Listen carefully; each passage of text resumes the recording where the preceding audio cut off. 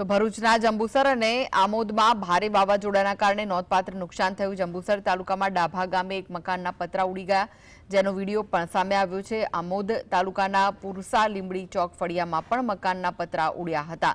જંબુસરના Panchkada road પર વૃક્ષ ધરાશયી થયું, જ્યારે રૂનાડ ગામે 4 મકાનોના પતરા ઉડ્યા અને એક બીજા મકાનની છત પર પડતા વધુ નુકસાન થયું।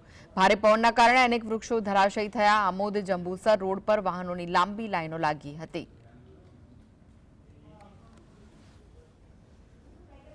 तथा सीटूभाई मोहनभाई નું મકાન ઉરવાથી મારા ઘરની ઉપર પડેલું છે અને અત્યારે ઉપર છે અને મારા ઘરનો મોપ ભાગી ગયેલો છે, રાઉટર તૂટી ગયેલા છે, નારો ભાગી ગયેલી છે।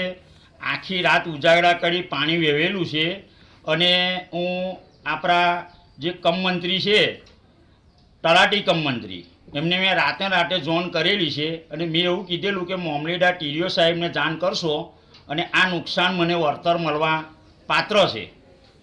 અને મારા રૂનાર ગામની અંદર ઘણું નુકસાન છે।